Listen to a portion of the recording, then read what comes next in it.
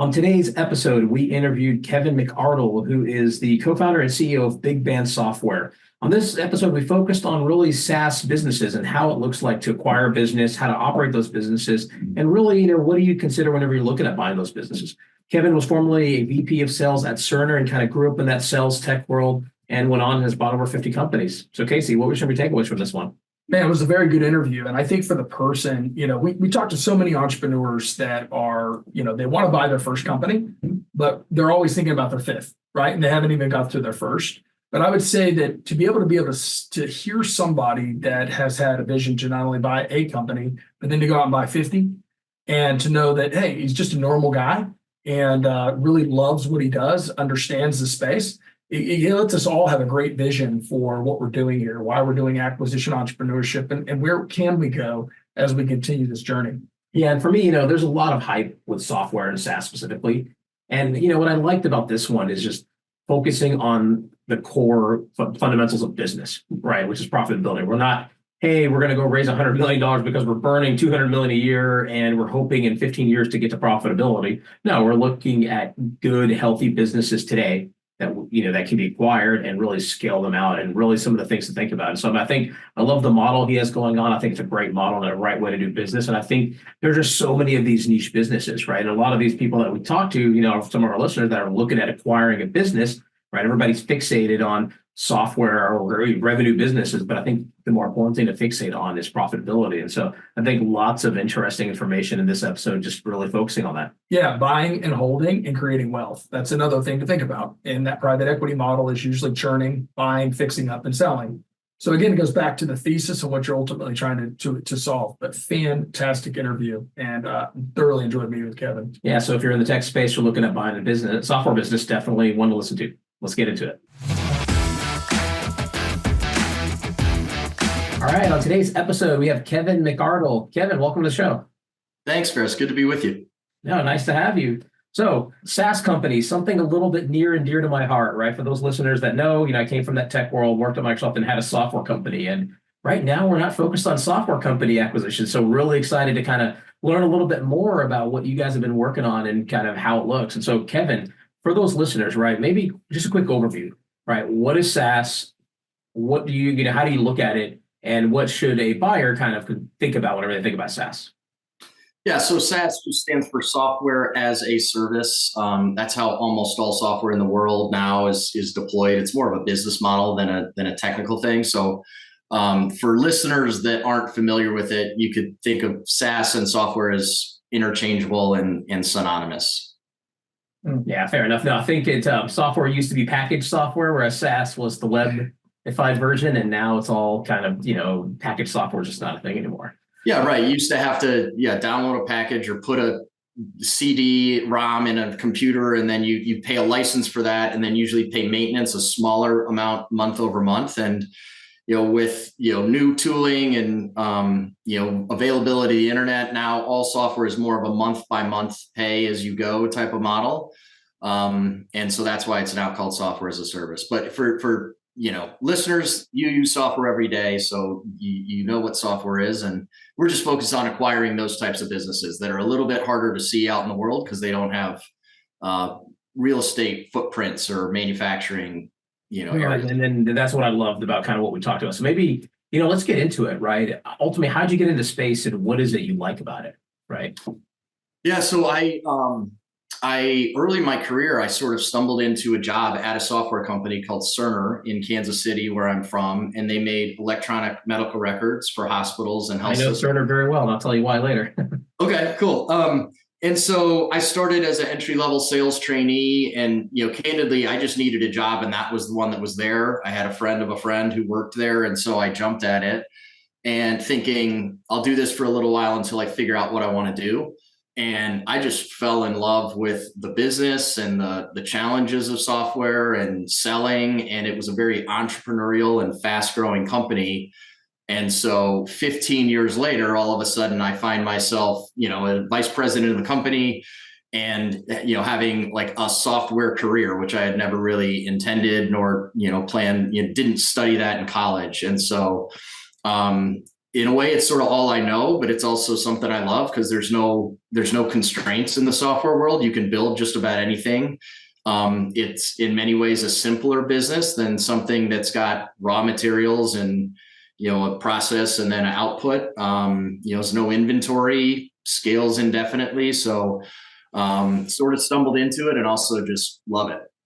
How do you know Cerner? Also, I previously worked at a company called Lithium, which turned into Koros, which provided community software, and Cerner was one of the big clients. And so, oh, cool. Yeah, that was us. Very cool. Yeah. Small. So talking about Kevin on your journey here, so it looks like you've worked and then you decided to go out and venture on your own. So how did that become? What was it? An idea that came across you? Was it a company you bought? What all kind of came in that?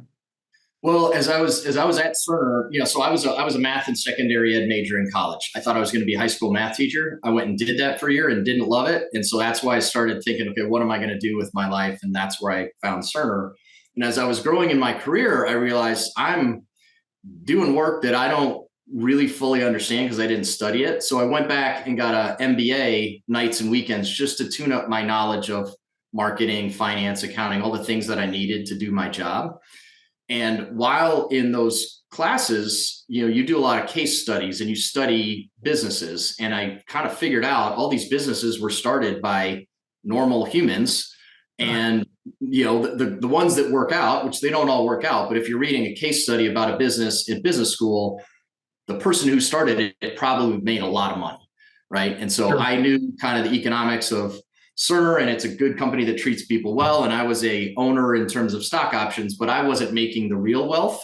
The real wealth was being made by the three co-founders who started it in the 80s. And so back to your question, Casey, I had always had this dream of owning my own business or starting a business, but I didn't know what that was going to be.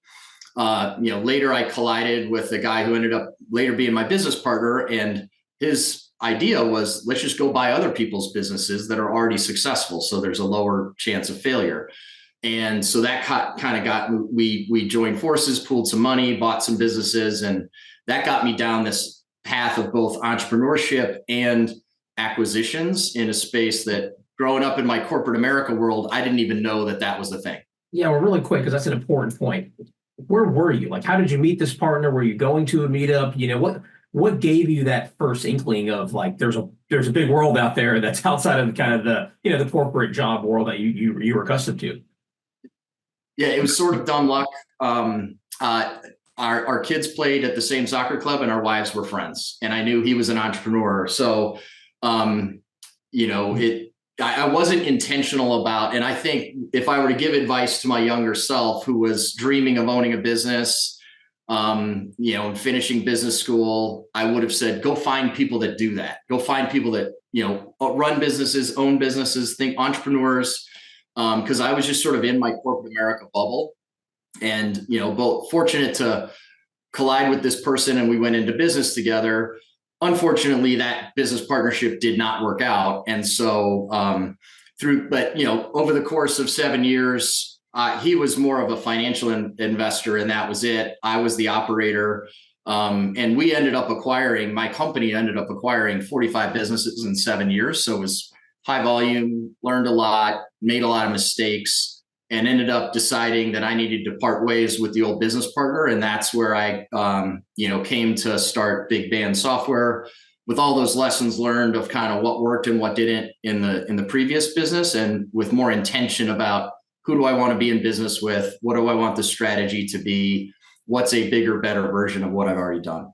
All right. So there was a lot to unpack in that. So first thing, right, it sounds like it was kind of dumb luck, right? Soccer team started a conversation. It sounded like your partner had the knowledge on kind of a little bit of maybe knowledge or exposure onto M&A. You have the knowledge on the tech side of things, right? You know how tech works. You know how SaaS works. You even know how, just corporate sales work in that world, right? And so that's kind of right where you guys came together. You made the leap of faith and just left Cerner and kind of went all in, or was there a little bit of a trickle up to kind of get going? Maybe first question, and then I'll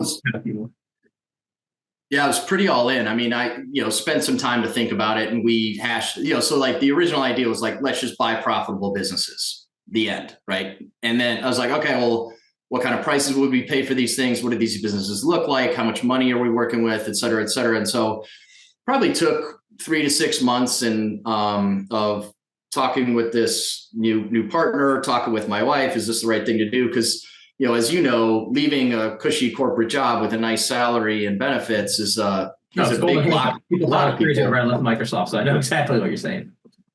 Yeah. I got the same questions like, what are you doing? This is crazy. But unfortunately, we had lived below our means for a long time, and we built up a nice cushion, and I had, options that I could exercise. So financially, I knew I'd be fine.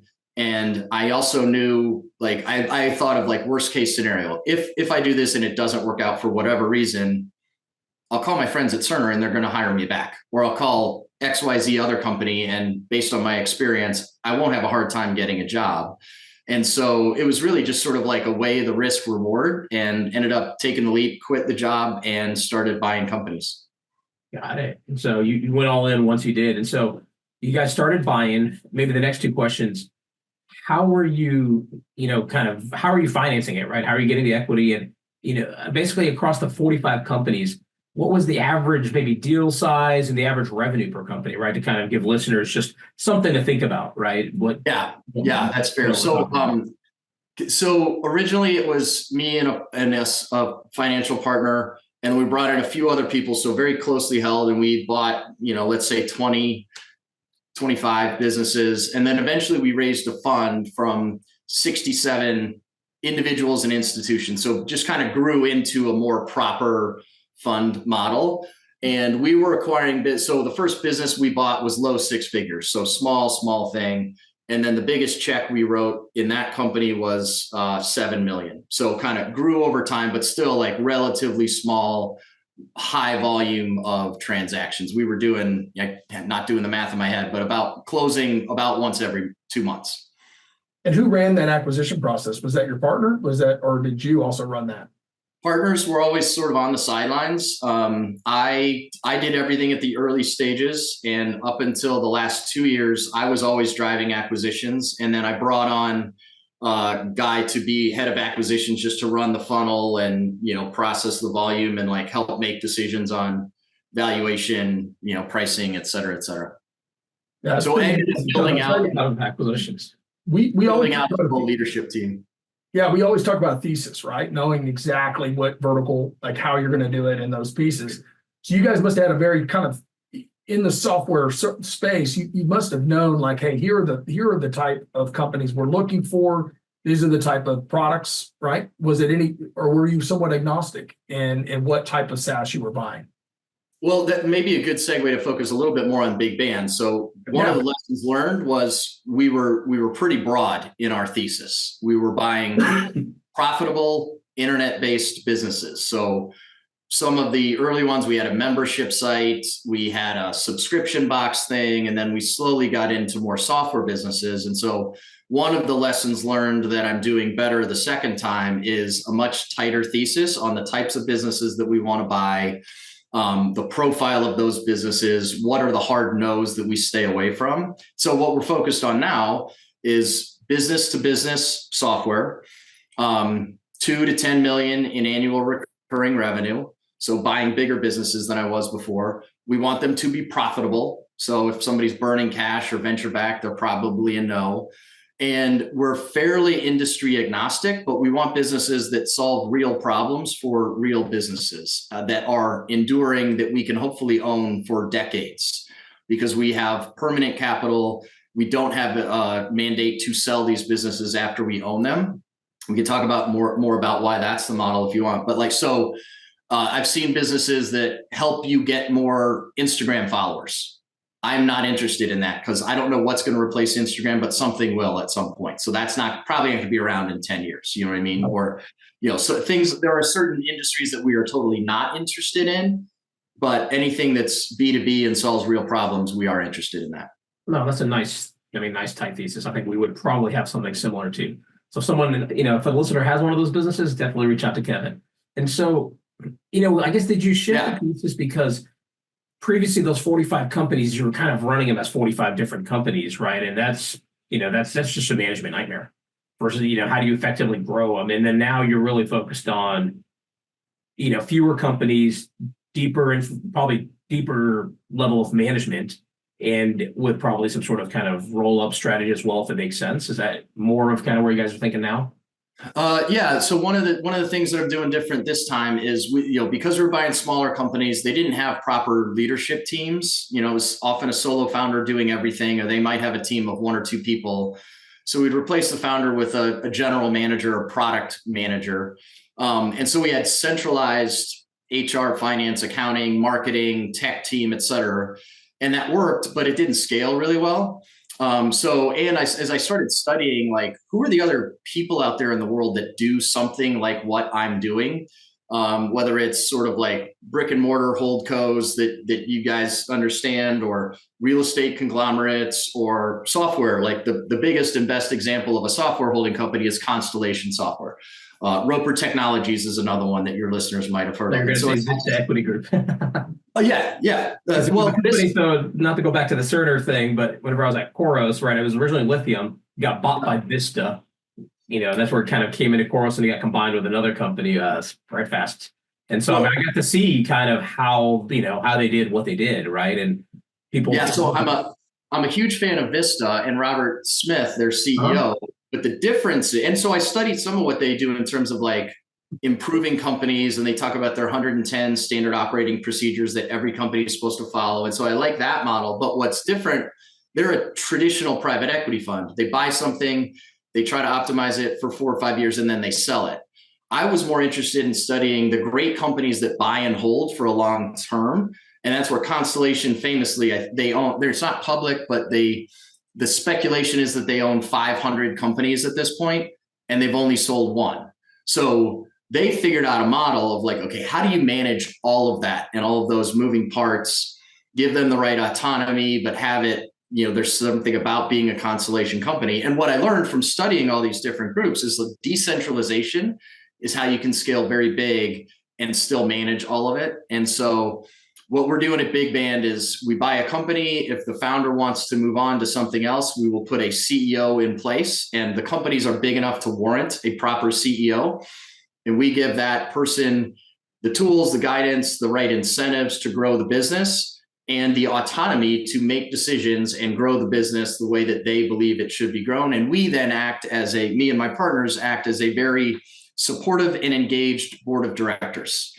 So that means helping with strategy. That means helping if they need a certain role to add to the leadership team. We'll engage our network and help them find that role. But what we don't do is centralize everything and have them go through us to make decisions to grow the business, because that will just hold them back eventually. Yeah, and kind of dig a little deeper. So like, we've had that conversation internally, right, about centralizing all these different functions so those businesses have this back-end support, right? Yep. And there's been very successful companies that do that, typically more of your private equities, right? But as you're building this holdco strategy, right, where you're building your business, you found that each of those companies kind of having their own services, all of their pieces allows that business to scale faster, or to make, what is that decision point for you? Scale faster, make better decisions, have the decision-making closer to the problems. And again, so it's based on my experience in studying the greats, right? And so there's always a case, and I'm not saying I'm right. Like, we'll see. We can do this podcast again in 5 years and see if I'm still on the decentralization bandwagon. But I'll give you a couple of reasons why I believe, because there's always a really good argument to be made. Like, okay, we've got, once you guys will have 4 portfolio companies, they all need some help in, let's say, marketing, right? And they can't all hire a high-level marketing person, but you could have one as a centralized resource to help all of them. It's a totally logical argument, and a lot of people do it that way. In my experience, where that has caused challenges is if I have company A that needs a marketing person and company B needs a marketing person, it could be they're fighting over the same precious resource and neither one of them is getting enough attention. Another challenge is company A might need different marketing skills than company B. And if I've got one central resource, I'm going to sort of put a square peg in a round hole for one or both of them. That's another challenge. And another challenge I've seen is if company A wants a marketing person, but they don't think the centralized resource is the best person in the world for what they want, and they want to go outside to bring in their own folks. Yeah. So we're going to use a third-party company. Yeah, right. So in decentralizing, we say, okay, CEO, you've got a budget, you've got a marketing need, we can introduce you to all the smart marketing people we know. And Lord knows I know a lot of them. Or if you've got somebody you want to work with, that's fine. But you are accountable for the results that we've agreed are achievable for this business. And if you want to, so you have to be the one. It's just a greater level of accountability for the CEOs, which they like, because they get to really run their business and they're not being forced to use a centralized resource that they may or may not. And I totally agree. And I think I'm more of the decentralization bandwagon, right? Casey, whenever we're talking about centralization, right? And see, tell me if you disagree with this, Casey. We keep the companies independent, right? But there's centralized resources that can help guide. That's really how we look at it. So marketing, for us, it's sales, marketing, HR, IT, accounting, and legal. Those are the 6 that we really think about. And so, for example, the company we bought, it has its own person running HR. They synced with kind of a centralized person. Hey, here's some tips, tricks, and we can try to get consolidation. We're getting better pricing. But really, that person is deep and only thinking about their company. It's almost like we have like a dotted line reporting out to a centralized thing, but it's really there more to guide than it is there to make the decision, right? The person at the company level is making that decision, what's best for that company with some influence. And then the person running the company, right? In our case, like Brad, he's making his own decisions, right? He's not coming back from every single decision because it moves too slow that way, right? And the only key things. So I think in our model, we're really a decentralized model with some dotted line access to people that can have the whole more holistic view. That makes sense.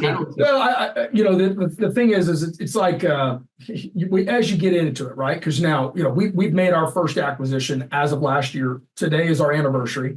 It's gone very well, and so and it was a sizable enough company, right? So it's a $20 million acquisition. It's got a lot of things that we're figuring out. It's not, it's all those pieces. So we're actually kind of in that same position where you might have been a year or two ago, where you're like, hey, we're now going to go out and acquire some more. And so this is kind of very helpful. And it's really nice to talk through to get those ideas and how you've done it, because I think we're really in that mindset of more of that Berkshire Hathaway mentality, like what you're talking about, right? It's the buy and hold, build that wealth, and be that company that's not like, hey, we have to exit every 5 to 7 years to get where we want to go. So I really like I think centralized and empowering that CEO. Yep. I don't think it's a black and white issue, right? So like you guys need to make the decision that makes sense for you. The dotted line thing, I think it resonates with me, and like to explain even more about what we do.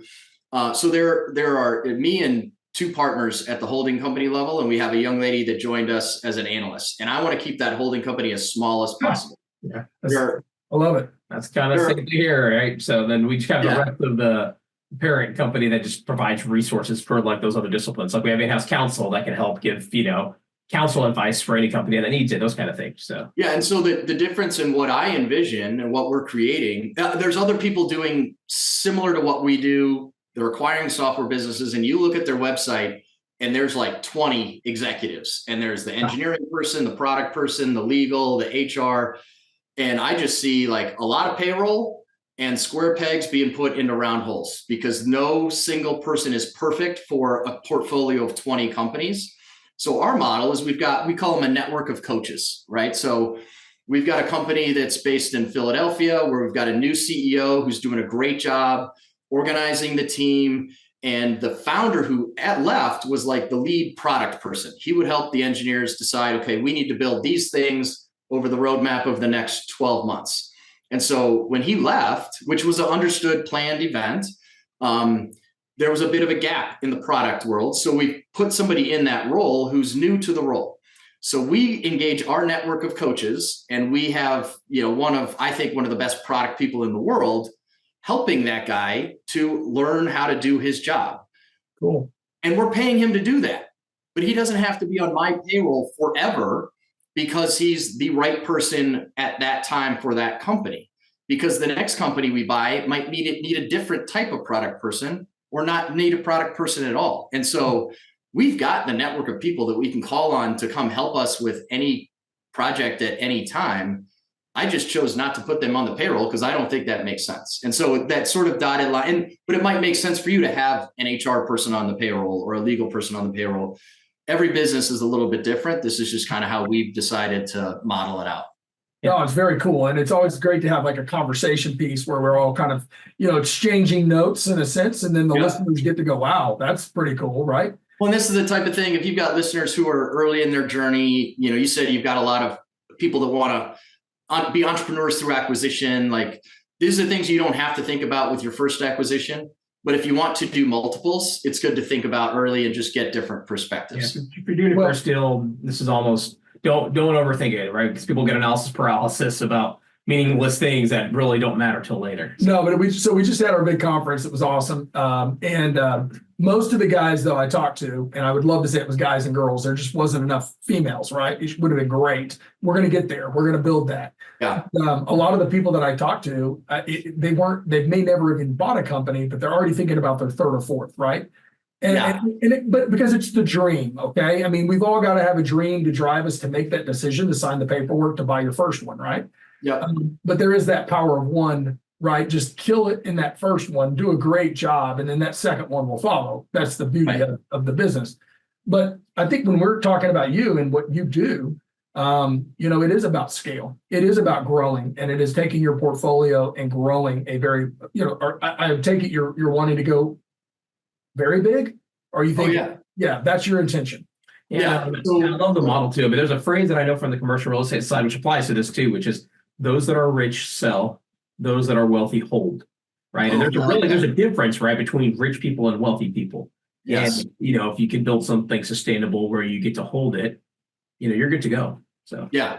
So I one of the reasons why this holding company model resonates with me is I was actually talking to a private equity person who had a career in private equity, and he left to work for a very large, very wealthy family to run their family office and to do acquisitions for them. So he was essentially building a private equity firm inside this family office. And I was talking through that career decision, and he's a friend of mine. I'm like, why this versus that? And he said, what I hate about private equity is you spend all this time trying to find great companies, and then you try to help make those companies even better, which is hard work. And then you've got a company that you own that is great, and you have to sell it. You don't sell your bad assets. You have to sell your best assets to pay off the fund. And then you just start all over again, raising more money, finding great companies, making them better. When really a normal business person, if you've got a great asset, you hold it, you don't sell it. And so that got me thinking about, what's a better way to do this? And because when I was starting Big Band, I got to start with a blank sheet of paper and just say, okay, let me dream for a minute. And look, if everything lines up, what do I want it to look like? And one of the things was like, I don't want to have to sell a great business just based on some arbitrary timetable. So really like that phrase, Feras. Yeah. And especially, if you're buying a business at a 4 to 5x multiple, I mean, you're getting a 20-25% return on your money, which is extremely healthy. You still get to keep the business, right? Yeah. So that's probably a good segue. So maybe let's talk a little bit, the SaaS world. What multiples are you guys seeing? What are you, looking at? I mean, we kind of hear up and down the spectrum. And so I'm more curious to, someone that's in the trenches, right? What are you seeing, and what kind of multiples are you guys buying at? It's all over the place. And that's like the blessing and curse of software is, I know you guys have a lot of experience in real estate where you can pretty scientifically say, I don't know anything about real estate. So tell me. It's very as vanilla in a box as you can be, period. Yeah. The M&A side, we could get super creative on the capital stack, on valuations, on structuring. I mean, everything it's all up for negotiation. And my space is the M&A side. Yeah. So, but when you're dealing with a manufacturing company that has a large amount of CapEx, you're not going to deal in that high multiple that you're going to deal with, or higher multiples you might deal with in software, right? Right. Well, my point was like, if you're dealing with, okay, it's a gas station on a specific corner of Houston. I don't know what those trade for, but I bet you guys can say with pretty certainty, like that's going to be between X and Y value. Probably 6 to 7. Where it is, the type of business is there. So software is the opposite. And just to give you, it's like, I know not our deals, but I know of deals that traded as low as 1x revenue and as high as 15 times revenue. And there's everything in between because there's so many variables, right? How fast are you growing? Are you profitable? How big is your market, right? So like that gas station in Houston can only serve so many people. I don't know how wide the radius is, but like if you've got a great software company that serves a very large market, it can feel like an infinite amount of opportunity. And so they're so reasonably 2 to 5 times revenue is a more reasonable range for like a normal, like middle of the bell curve business. But And we like buying businesses direct from founders where they know they want to sell. They've built a profitable, healthy company that is hopefully growing, but it doesn't have to be like rocket ship growth. Because what we're great at is taking a company like that, helping it grow a little bit faster while doing so in a profitable way. And so we don't need a business to be growing at 100% because we know generally we can bend that curve upward once we own it. Do you like to keep the guys? Do you like to keep the owners? So someone listening says, hey, I've got a great company. I'm going to reach out to this guy. I might fit into that box. Are you sitting there saying, hey, you're gone, we're replacing you? That's the idea? I'm going to make Kevin answer this very carefully because in case that it's a loaded question. I know what he's going to say. So it is up to the guys and the girls whether they want to stay. So I'll give you 3 examples. The first business we bought was a husband and wife team. The wife was a CEO, husband's a CTO, Chief Technology Officer. The wife wanted to retire and go do something else. The husband wanted to stay. We made that happen. So, second business we bought, the product guy that I referenced earlier, his name is Rick. He wanted to retire and move on. Cool. We knew that from the beginning. We brought in a new CEO who's come in and crushing it. We can make that work. We have another deal that we're talking with the founder right now who wants to stay on and be the CEO. That's fine. So really it's about what works for the business. What does the business need? What does the founder or owner need? What's important to them? And then what makes sense for us? And so it takes a special type of founder CEO who will sell the business in its entirety. And because we want to own 100%, our holding company model works best when we own 100% because that way we can move cash from one business to another and push cash back up to the holding company level to make more acquisitions. And if the cap tables of every business aren't identical, that triggers tax and complexity, which we want to avoid. So a CEO that wants to sell the business entirely, we need to make sure they're going to continue to be motivated after they've got a pile of money to continue to grow with us. And if we're convinced that person is on board with that plan and they're going to be motivated, then I'd love to have the people stay on because who better to run a business than the person who's been running it for 5 or 6 years? In most cases, they've forgotten more about the business than we can know, unless they're just too tired or they've hit a ceiling and they're just not the right person anymore because the business has outgrown them. Right. And generally people know that if the business has outgrown them, that might be one of the reasons why they're selling. Might just want to retire, et cetera. So long-winded answer to your question, Casey, but we can work with any type of founder, whether they want to stay or they want to go. Yeah, but it's tough if you're not getting to roll the equity, right? So it does take a very special founder because you really, getting people to roll 20% and they get to, hey, let's go triple the company in the next 5 years together. That's motivation, right? And we can get creative with incentives. Even if we own it, we can create synthetic equity that gives them that motivation. In certain cases, we've had people roll equity, not in their own company, but into the holding company itself. So into Big Band. Okay. So now they're still an owner of their business, but they will be an owner of everything we buy forever. So that's actually a pretty compelling opportunity for a lot of folks. And you guys know this from doing deals yourself, every situation is a little different. Mm-hmm. Businesses are run by people. We're all different. And so part of our job is just to figure out what's important to them, what's important to us, and are we close enough to find a deal? Then let's do that. And if we're not, okay, we part ways and we're not fit. So when you find the CEO, right? So let's say the seller, he's out, and you bring in the CEO. Are you bringing in the CEO with equity? Or are you bringing them in mostly for comp? I mean, what is your mindset when you bring those guys in?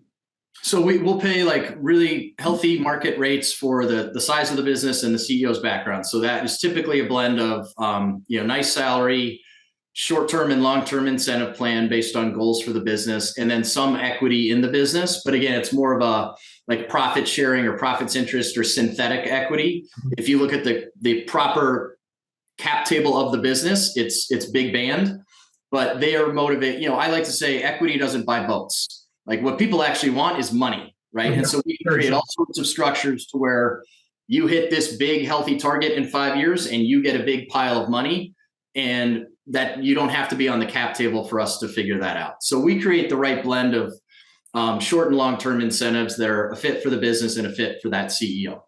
Awesome. Really like it. And so really quick, so going back to the multiples. So you only look at it from a multiple of revenue, right? What margins are those typically bringing in? I mean, do you ever look at it from a different lens, or is it just straight up Yeah. revenue? And, because it makes it hard to compare the company that's run efficiently versus the company that's not, right? Yeah, totally agree. And so we also look at a multiple of EBITDA just to look at kind of like what's our return model.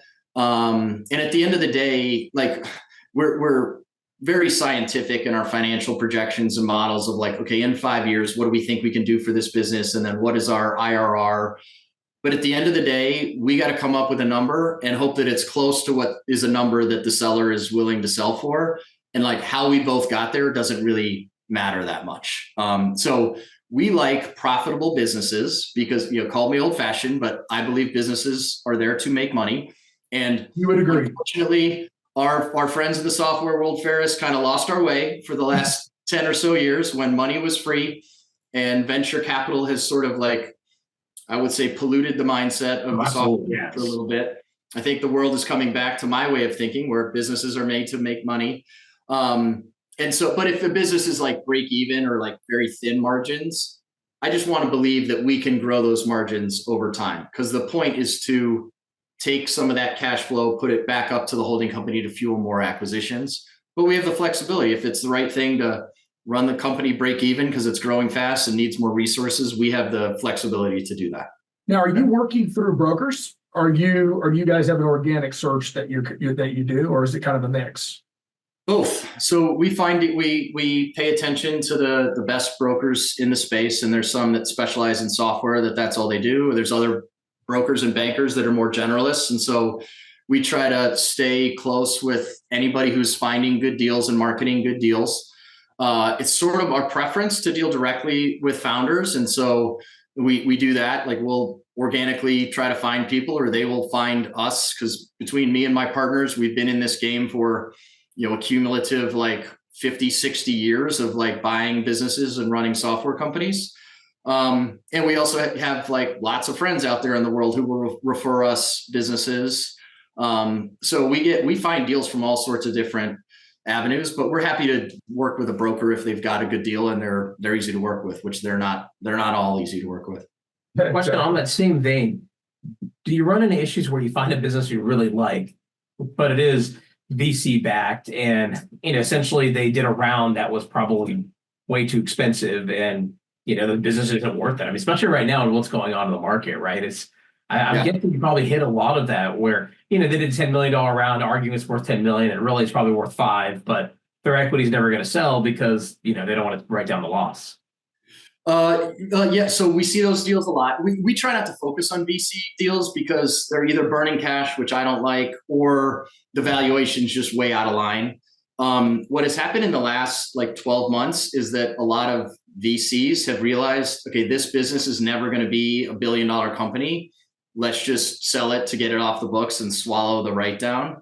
And so we dealt with a business recently where the CEO was they had raised I think $15 million, and like the business was credibly worth like 5 based on where they were in their revenue and profit, and it was being run profitably. So he had just had a frank conversation with his board members to say like, we're never going to get our money back, but if we sell it, the business can continue and our team can keep employed and we can keep serving our customers. And so if they've had that hard conversation in the boardroom and they're willing to accept a reasonable valuation, we can talk.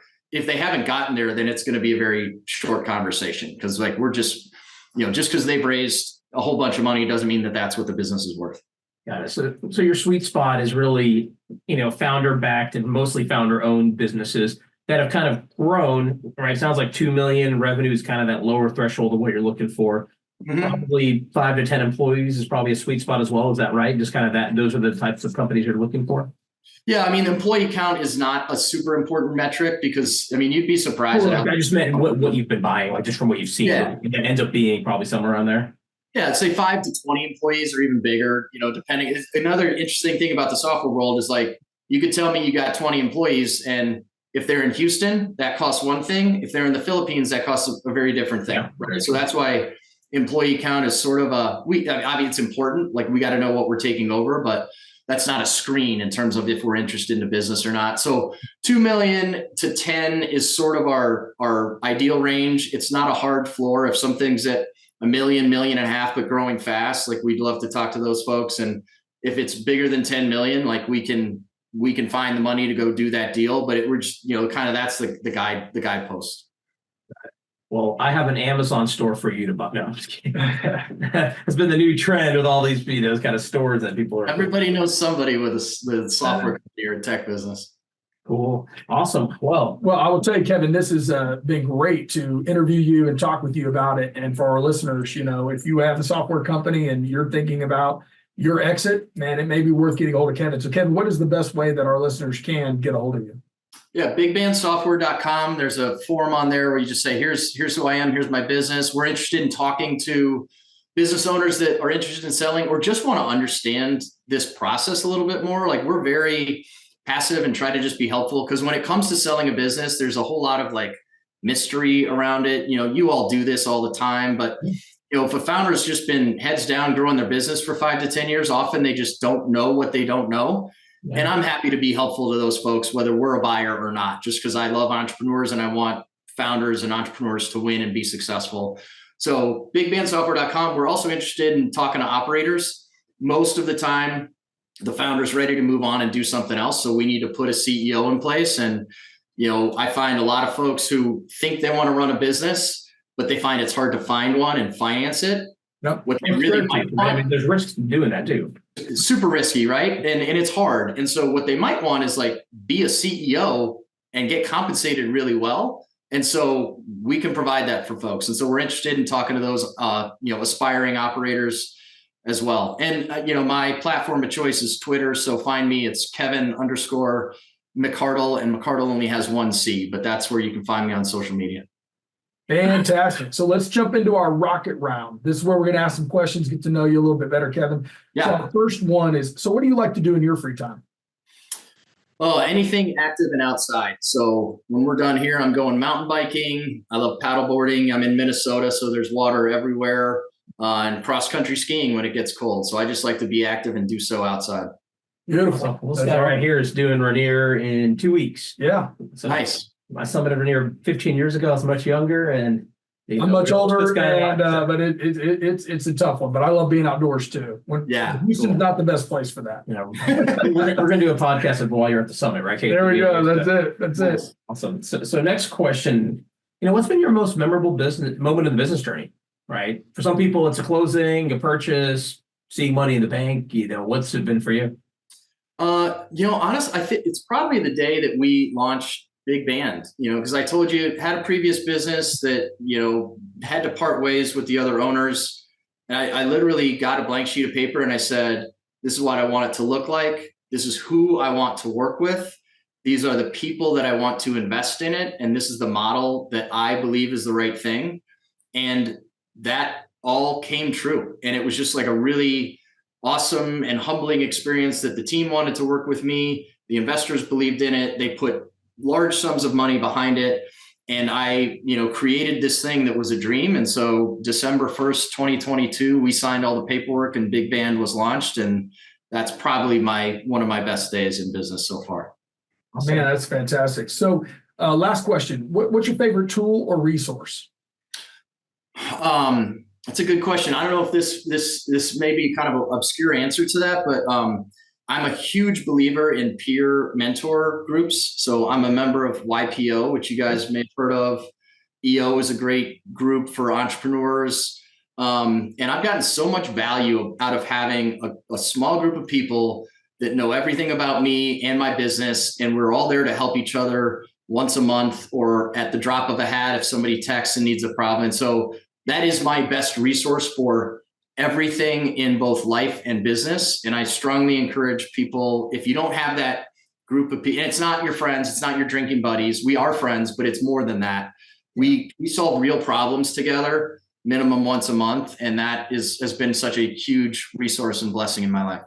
Totally agree, man. I got another quote for you. It's not about who you know or what you know. It's about who knows you, right? And really having an ecosystem to go get bounce ideas off of, to go get advice from. we were finalists for Entrepreneur of the Year, and one of the most impressive things is the other people there. It's like, man, these people are like, so much more impressive than us. And even things like, I remember just one guy was saying, well, if you ever need to figure out how to go after like a big publicly traded company, whenever they, file for bankruptcy, come talk to me, right? Like these like really niche things, because he had, I think PG&E for whenever they had the California fire, right? They filed for bankruptcy because they caused the huge fire. And I think that company owed him like $50 million. And just, like these kind of niche things that your friends that you grew up with in high school, they're probably not going to have that problem. So they're not going to be able to guide you, versus being around people that can guide you, or they know they're one removed from the person that can help really steer you kind of where you. That's totally right. And like your network is your net worth, but that doesn't mean, so if your listener is early in their career and not currently connected to those types of folks, there's still value in connecting with the people that are at your stage or a little above. And who knows you well. And that grows in spider webs over time. And so, I highly encourage folks to get involved in a group like that, or create one of your own that can help each other. Perfect. Well, Kevin, thank you very much for being on the show. You already shared your contact information. We'll have that in the show notes. I appreciate you taking the time. Yeah, thanks for having me, guys. A lot of fun. Great stuff. Thank you for listening to the M&A Launchpad Podcast. If you've enjoyed today's podcast and would like to support us, please leave us a rating and a review after you listen. I'm Casey Minshew, and I look forward to talking with you next week.